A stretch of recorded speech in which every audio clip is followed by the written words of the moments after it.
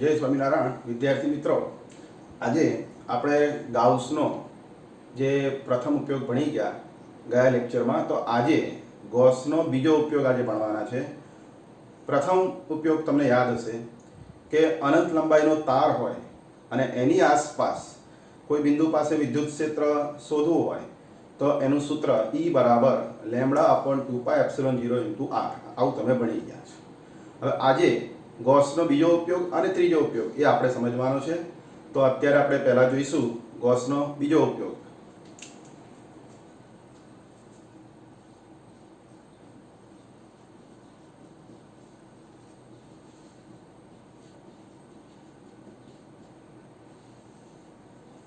વિદ્યાર્થી મિત્રો, આ બીજો ઉપયોગ એ કોઈ અનંત વિસ્તારવાળું સમતલ હોય એના માટે છે. એટલે એના શબ્દો આવા છે: સમાન વિદ્યુત ભારિત અનંત સમતલ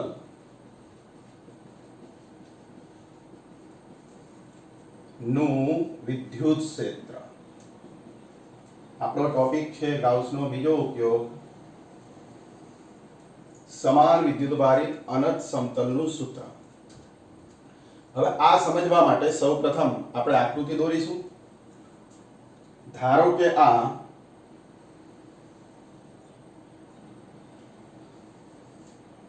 અનંત સમતલ છે.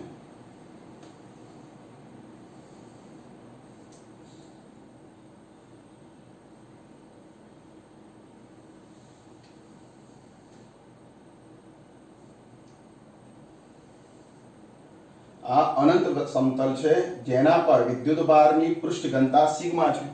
એટલે કે આના એકમ ક્ષેત્રફળમાં સિગ્મા વિદ્યુત ભાર છે. હવે અક્ષની કલ્પના કરીએ. જો આડી x અક્ષ લેવામાં આવે, એને લંબરૂપે y અક્ષ લેવામાં આવે, એને લંબરૂપે z અક્ષ લેવામાં આવે, તો વિદ્યાર્થી મિત્રો આનું વિદ્યુત ક્ષેત્ર કઈ દિશામાં હશે? તો સમતલ મારો હાથ છે એ પ્રમાણે ગણવાનું છે. આ પાટિયું છે એને લંબરૂપે છે આમ સમતલ, એટલે કે આ x અક્ષને લંબરૂપે છે. એટલે આનું વિદ્યુત ક્ષેત્ર આ સમતલના કારણે, અહીં જે વિદ્યુત ભાર હશે એના કારણે અહીંયા વિદ્યુત ક્ષેત્ર અહીં દરેક બિંદુ પાસે x દિશામાં હશે. હવે વિદ્યુત ક્ષેત્ર x દિશામાં હોય તો y દિશામાં અને z દિશામાં એના યામ શૂન્ય થાય. એટલે વિદ્યુત ક્ષેત્ર x દિશામાં હશે. હવે ગૌસનો નિયમ વાપરવા અહીંયા આપણે એક લંબઘન કલ્પીશું, એટલે કે લંબઘન આકારનું ગૌસિયન પૃષ્ઠ કલ્પીશું. તો હવે આપણે અહીંયા લંબઘન દોરીએ. ચલો હવે લંબઘન.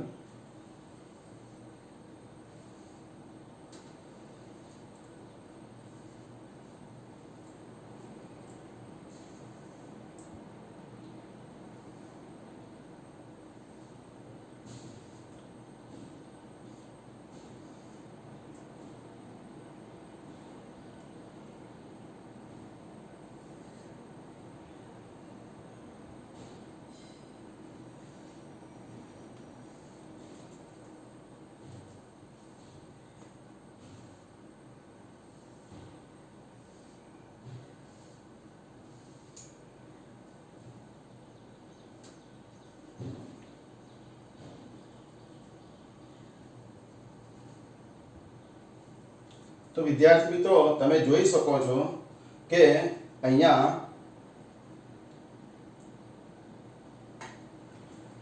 આ લંબઘનની આપણે કલ્પના કરી છે. આ સમતલને લંબ રૂપે કેવો આપણે દોર્યો છે? આ લંબઘન કે જેનું ક્ષેત્રફળ a હોય એવો આ સમઘન સમતલને લંબ રૂપે આપણે કલ્પ્યો છે ગૌસનો નિયમ વાપરવા. એટલે આને કહીશું ગૌસિયન સપાટી. આને નામ આપીશું ગૌસિયન સપાટી. તો આ ગૌસિયન સપાટી છે. હવે આ જે ગૌસિયન સપાટી છે એને ગૌસનો નિયમ લગાડવા તમારે ફ્લક્સ શોધવું પડે કે આ સપાટીમાંથી કેટલું ફ્લક્સ, આમાંથી કેટલું ફ્લક્સ, ઉપર, નીચે, આગળ, પાછળ. તો આ જે લંબઘન છે એમાંથી કેટલું ફ્લક્સ પસાર થાય. તો તમને મિત્રો ખબર પડી ગઈ હશે કે વિદ્યુત ક્ષેત્ર એ તો અહીંયા લંબરૂપે જ છે. આ સમતલ લંબરૂપે એટલે આ સપાટીને લંબરૂપે, અને સપાટી નંબર 2 આપીએ. આ ડાબી બાજુની સપાટીને નંબર 1 આપીએ તો એક પાસે પણ વિદ્યુત ક્ષેત્ર કેવું હશે? આ સમતલ લંબ રૂપે ડાબી બાજુ. અહીંયા વિદ્યુત ક્ષેત્ર સમતલ લંબ રૂપે જમણી બાજુ x દિશામાં, અહીંયા ડાબી બાજુ x દિશામાં. અને y દિશામાં અને z દિશામાં તો વિદ્યુત ક્ષેત્ર આપણે 0 જ ગણવાનું છે, કેમ કે આના ઘટક હોઈ શકે નહીં. એટલે વિદ્યુત ક્ષેત્ર માત્ર આ બે સપાટીને લંબ રૂપે છે અને બાકીની જે સપાટીઓ છે એને આ વિદ્યુત ક્ષેત્ર કેવું થશે? સમાંતર.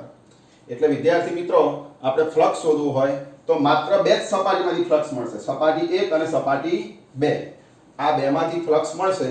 ઉપર નીચેની સપાટીને વિદ્યુત ક્ષેત્ર સમાંતર છે એટલે cos 90 0 થાય એટલે ફ્લક્સ મળે નહીં. આગળ પાછળની જે સપાટી છે એને પણ આ વિદ્યુત ક્ષેત્ર સમાંતર થાય એટલે એમાંથી પણ ફ્લક્સ મળશે નહીં. તો આ બે સપાટીમાંથી જે ફ્લક્સ મળશે એને કહેવાય આ ગાઉસિયન સપાટી એટલે કે ગૌસિયન સપાટીમાંથી પસાર થતું ફ્લક્સ. તો ચલો હવે આપણે એ ફ્લક્સ શોધવા માટે થોડું આકૃતિ અને આપણે આ રીતે સમજીશું. ધારો કે આ અંતર x છે મધ્યથી, આ અંતર પણ x ધારીશું. હવે સૌપ્રથમ આપણે શું ધાર્યું કે સિગ્મા પૃષ્ઠઘનતા વાળું આ સમતલ છે. એટલે આપણે પરીક્ષામાં શરૂઆત આ રીતે કરશું કે આકૃતિમાં દર્શાવ્યા પ્રમાણે સિગ્મા પૃષ્ઠઘનતા વાળું અનંત સમતલ ધારો.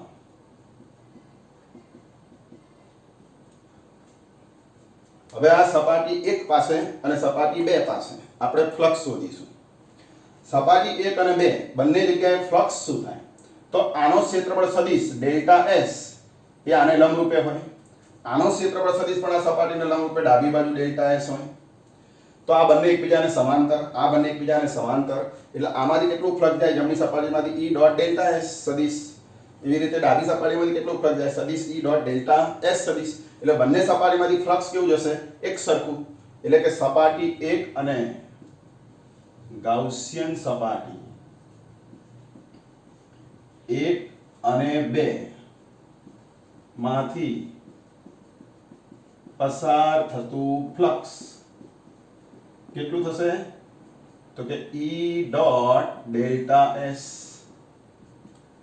હવે વિદ્યાર્થી મિત્રો આપણે કુલ ફ્લક્સ શોધવું છે આખા ગાઉસિયન સપાટીમાંથી. એટલે કે ગાઉસિયન સપાટીમાંથી કુલ ફ્લક્સ.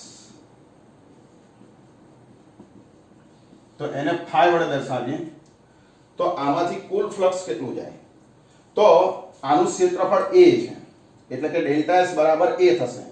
હવે આ બેનો અદિશ ગુણાકાર E ડોટ ડેલ્ટા s એટલે કે E ડોટ ડેલ્ટા s નો મતલબ થાય સદિશ E ડોટ સદિશ a.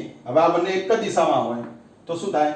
Ea cos 0 ડોટ કાઢો એટલે Ea cos 0 1 એટલે Ea એટલે એક સપાટીમાંથી ફ્લક્સ Ea.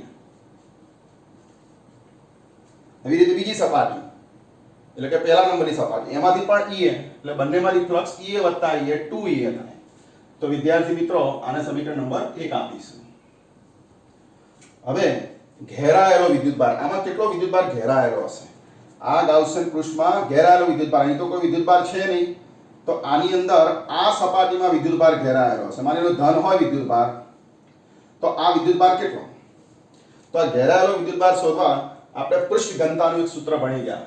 સિગ્મા બરાબર ઘેરાયેલો વિદ્યુતભાર જો q હોય અને ક્ષેત્રફળ આનું a હોય, આનું a હોય તો આનું પણ a થાય એટલે કે q બાય a. તો વિદ્યુતભાર કેટલો થાય? Sigma into a.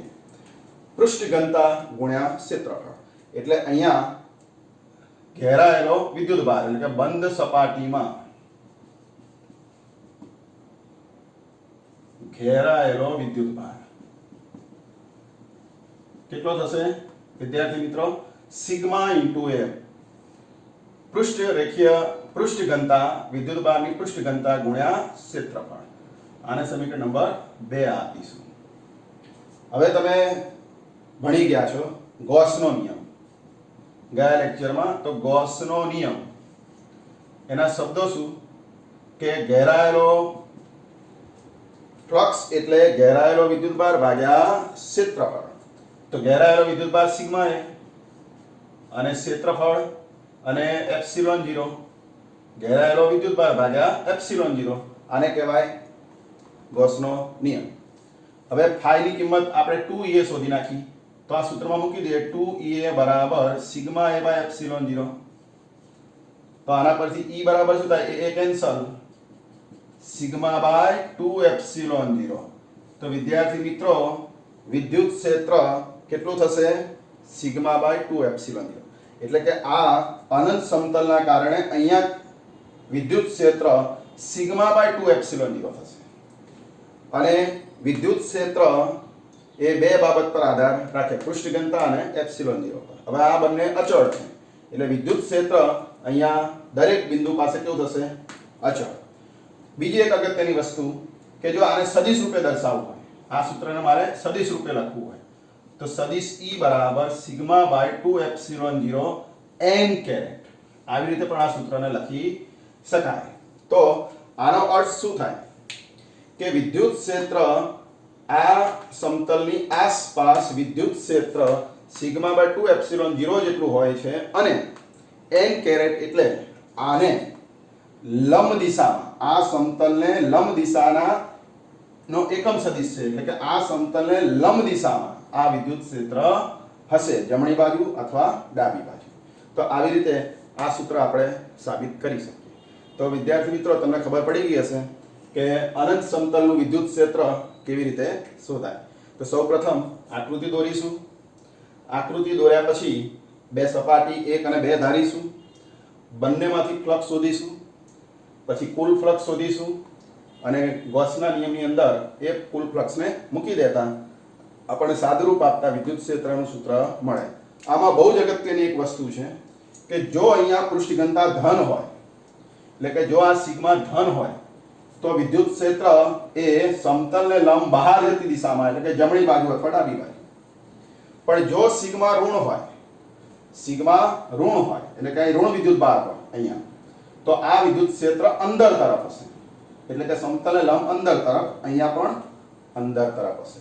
તો આવી રીતે સિગ્મા પરથી તમને પ્રશ્ન પૂછી શકાય.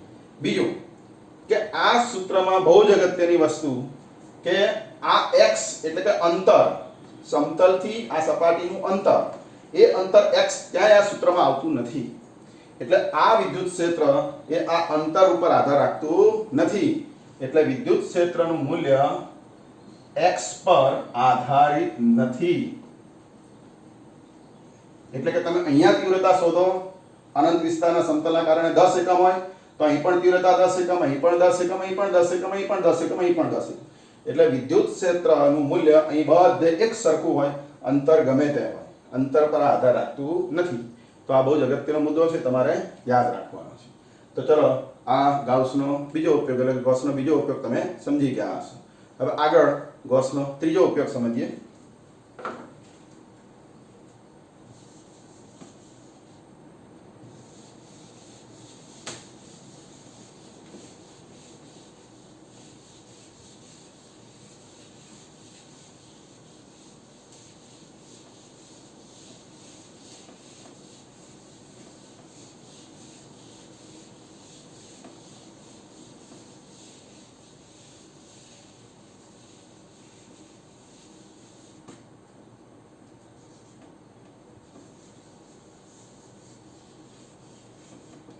ગૌસનો ત્રીજો ઉપયોગ છે સમાન વિદ્યુત ભારિત પાતળી ગોળીય કવચનું વિદ્યુત ક્ષેત્ર. પહેલા ઉપયોગમાં આપણે તાર લીધો તો અનંત લંબાઈનો, બીજા ઉપયોગમાં આપણે અનંત સમતલ લીધું અને હવે પાતળી ગોળીય કવચ. તો વિદ્યાર્થી મિત્રો કવચ એટલે શું? કવચ એટલે પોલો ગોળો. તમે ફૂટબોલ જોયો હશે તો ફૂટબોલમાં અંદરનો ભાગ ખાલી હોય, આજુબાજુ ખાલી હોય, વચ્ચે માત્ર સપાટી હોય. તો આવી રીતે પોલો ગોળો એટલે એવો ગોળો કે જેનો અંદરનો ભાગ ખાલી હોય એને આપણે કહીશું પાતળી ગોળીય કવચ. હવે એ કવચ ઉપર જો વિદ્યુત ભાર હોય, અંદર ન હોય પણ માત્ર કવચની સપાટી ઉપર હોય, તો અંદર વિદ્યુત ક્ષેત્ર કેટલું બહાર છે એ આપણે અહીંયા શોધવાનું છે. તો પહેલા આપણે ગોળીય કવચ દોરીએ. ધારો કે આ પાતળી ગોળીય કવચ છે.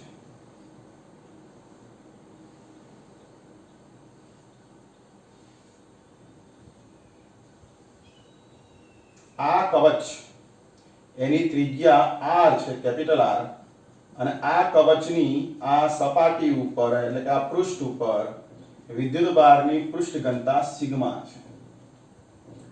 આને કહીશું વિદ્યુત ભારની પૃષ્ઠ ઘનતા અથવા તો પૃષ્ઠ વિદ્યુત ભાર ઘનતા. ત્રિજ્યા r છે અને કેન્દ્ર O છે. હવે આપણો પ્રશ્ન છે કે આ ગોળીય કવચ જેની ઉપર એ વિદ્યુત ભાર છે, આપણે ધારી લઈએ કે વિદ્યુત ભાર છે પ્લસ ધન. તો આ કવચને કારણે કવચની બહાર, એટલે માની લો કે કવચની બહાર કોઈ આપણે r અંતર ધારી લઈએ અને અહીંયા કોઈ p બિંદુ ધારીએ, તો અહીંયા વિદ્યુત ક્ષેત્ર કેટલું? કવચની બહાર એટલે કે small r is greater than capital R, કવચની બહાર p બિંદુ પાસે વિદ્યુત ક્ષેત્ર કેટલું એ આપણે શોધવું છે. એટલે કવચની બહાર વિદ્યુત ક્ષેત્ર, તો એના માટે સૌપ્રથમ આપણે અહીંયા ગાઉસિયન પૃષ્ઠ એ ધારવું પડે. તો આપણે સ્મોલ r ત્રિજ્યાનું એટલે કે આ p માંથી પસાર થતું r ત્રિજ્યાનું ગોળાકાર ગાઉસિયન પૃષ્ઠ ધારવાનું. આ રીતે r ત્રિજ્યાનું ગાઉસિયન પૃષ્ઠ ધારીશું અથવા ગૌસિયન પૃષ્ઠ કે જેની ત્રિજ્યા સ્મોલ r છે. આ તો સદિશ રૂપે પણ તમે દર્શાવી શકો છો. તો હવે કવચની બહાર અહીં ક્ષેત્ર શોધવા આ પૃષ્ઠની કલ્પના કરવાની. હવે ગૌસનો નિયમ લગાડવા આપણે સૌપ્રથમ ધારી લઈશું કે વિદ્યુત ભારની પૃષ્ઠ ઘનતા સિગ્મા છે. એટલે કે અહીંયા વિદ્યુત ભારની પૃષ્ઠ ઘનતા સિગ્મા છે અને આ કવચની ત્રિજ્યા r છે. હવે અહીંયા વિદ્યુત ક્ષેત્ર શોધવા p પાસે r અંતરે વિદ્યુત ક્ષેત્ર અહીંયા શોધવું છે.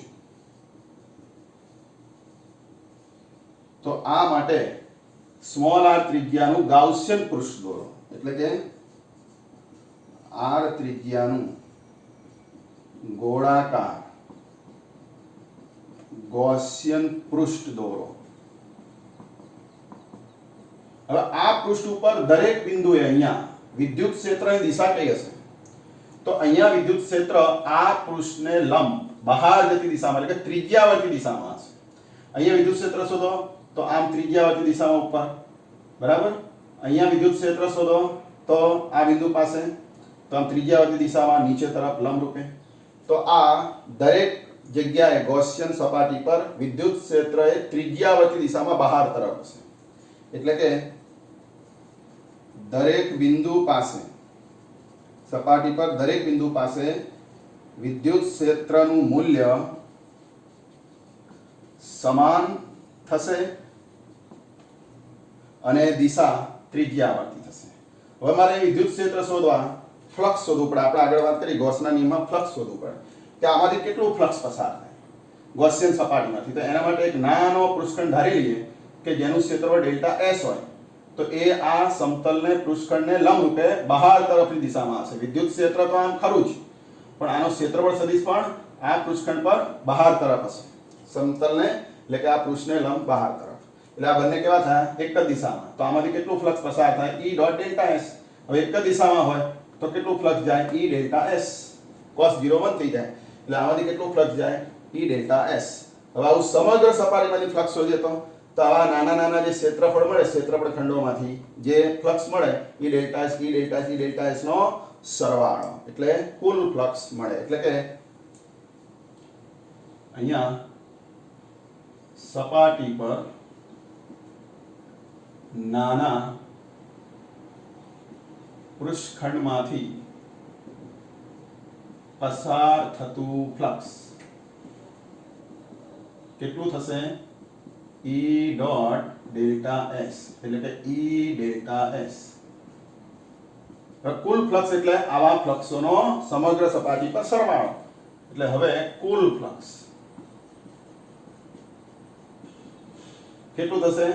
તો કે E ગુણ્યા કુલ ક્ષેત્રફળ આ સપાટી, E તો અચળ છે, ડેલ્ટા S નો સરવાળો આખા સપાટી ઉપર એટલે કુલ ક્ષેત્રફળ. હવે ગોળાની સપાટીનું ક્ષેત્રફળ r ત્રિજ્યા હોય તો 4 પાઈ r સ્ક્વેર. એટલે વિદ્યાર્થી મિત્રો આમાંથી કુલ ફ્લક્સ E4πr². હવે ઘેરાયેલો વિદ્યુતભાર, આમાં કેટલો વિદ્યુતભાર ઘેરાયેલો હશે? તો કે જે આ સપાટી પર હશે એ આમાં ઘેરાયેલો. ચલો આની સપાટી પર કેટલો વિદ્યુતભાર? તો પૃષ્ઠ ઘનતા સિગ્મા છે. તો પૃષ્ઠ ઘનતાની આ વ્યાખ્યા અનુસાર પૃષ્ઠ ઘનતા ગુણ્યા ક્ષેત્રફળ એટલે સિગ્મા ગુણ્યા અંદરની સપાટીનું ક્ષેત્રફળ r ત્રિજ્યા વાળી એટલે સિગ્મા ગુણ્યા અહીંયા 4πr². એટલે કે વિદ્યુતભાર, ઘેરાયેલો વિદ્યુતભાર સિગ્મા ગુણ્યા 4πR². હવે ગૌસનો નિયમ phi બરાબર q/ε0 કુલ ફ્લક્સ છે E * 4πr². ડાબી બાજુ વિદ્યુતભાર અંશમાં સિગ્મા 4πR² અને ભાગ્યા એપ્સિલોન 0 4π કેન્સલ એટલે વિદ્યુત ક્ષેત્ર શું થશે? સિગ્મા બાય એપ્સિલોન 0 અને ઇન્ટુ R² ભાગ્યા r². તો વિદ્યાર્થી મિત્રો આવું સૂત્ર એ ગોળીય કવચની બહાર કોઈ P બિંદુ પાસે વિદ્યુત ક્ષેત્ર શોધવાનું સૂત્ર થાય. તો આવી રીતે આપણે આ સૂત્રને યાદ રાખીશું કે પાતળી ગોળીય કવચની બહારના વિસ્તારમાં વિદ્યુત ક્ષેત્ર એટલે sigma by epsilon 0 into R² ભાગ્યા r². જે R એ મૂળ ગોળાની ત્રિજ્યા અને r એ કલ્પિત એટલે કે ગૌસિયન પૃષ્ઠ જે ગોળાકાર છે એની ત્રિજ્યા છે. હવે આ સૂત્ર એ સિગ્માના સ્વરૂપમાં છે. મારે વિદ્યુતભાર q ના સ્વરૂપમાં લખવું હોય તો આ સૂત્રને આવી રીતે પણ લખી શકાય કે અહીંયા q કરી નાખીએ અને અહીંયા 4πr² કરી દઈએ તો સિગ્માના બદલે અહીંયા q/4πr² મૂકીએ તો અહીંયા q થઈ જાય અને r² ઉડી જાય એટલે 4π આવી જાય એટલે q ભાગ્યા 4πε0 ઇન્ટુ 1/r². આવું સૂત્ર પણ લખી શકાય. તો આ સૂત્રને તમે આ રીતે પણ લખી શકો છો કે E બરાબર q/ε0 1/r². એટલે કે આને k કહીએ તો કે q/r². હવે kq/r² એટલે તમને નવાઈ લાગશે કે kq/r² એટલે આવું તો આગળ ભણી ગયા. તો યસ, આગળ આપણે એવું ભણ્યા હતા બિંદુવત વિદ્યુતભારનું વિદ્યુત ક્ષેત્ર એટલે kq/r². એટલે આ ગોળાની સપાટી પર જે વિદ્યુતભાર છે એ જાણે અહીંયા બિંદુ સ્વરૂપે ગોઠવાઈ ગયો હોય અને એ તીવ્રતા શોધતા હોય એ પ્રકારનું આ સૂત્ર ગણી શકાય. તો આવી રીતે આ વિદ્યુત ક્ષેત્રનું સૂત્ર છે. જો આને સદિશ સ્વરૂપે લખવું હોય, આને સદિશ સ્વરૂપે લખવું હોય તો શું લખાય? તો અહીંયા તીર અને અહીંયા n કેરેટ. આવી રીતે પણ આ સૂત્રને તમે લખી શકો છો. બીજું કે આ જે સૂત્ર છે એ સૂત્ર પછી પરીક્ષામાં MCQ પૂછાય કે વિદ્યુત ક્ષેત્ર અંતર સાથે કેવી રીતે બદલાય છે? તો અંતરના વર્ગના વ્યસ્ત પ્રમાણમાં. ચલો સપાટી પર વિદ્યુત ક્ષેત્ર કેટલું એવું પૂછાય તો r બરાબર R થાય. અહીંયા R મૂકી દો તો r² ઉડી જાય તો સિગ્મા બાય એપ્સિલોન 0 ઓન્લી. એટલે આ ગોળીય કવચની સપાટી પર વિદ્યુત ક્ષેત્ર કેટલું હોય? Sigma by epsilon 0. તો આવી રીતે કવચની અંદર આ કવચની સપાટી પર વિદ્યુત ક્ષેત્ર સિગ્મા બાય એપ્સિલોન 0 થાય. હવે આપણે ગૌસનો જે ત્રીજો ઉપયોગ છે એની અંદર આપણે કવચની બહાર વિદ્યુત ક્ષેત્ર શોધ્યું. હવે કવચની અંદર વિદ્યુત ક્ષેત્ર શોધીએ. જો અંદર વિદ્યુત ક્ષેત્ર શોધવું હોય તો વિદ્યાર્થી મિત્રો આ ગાઉસિયન પૃષ્ઠ જે બહાર ધાર્યું કવચની બહાર, હવે આપણે અંદર ધારવું પડે. એટલે આ આકૃતિને આપણે શું કરીશું? થોડી બદલી નાખીશું. તો ચલો હવે આ આકૃતિ એમને એમ જ રાખીએ પણ ખાલી ગૌસિયન પૃષ્ઠ અહીંથી કાઢી નાખીએ.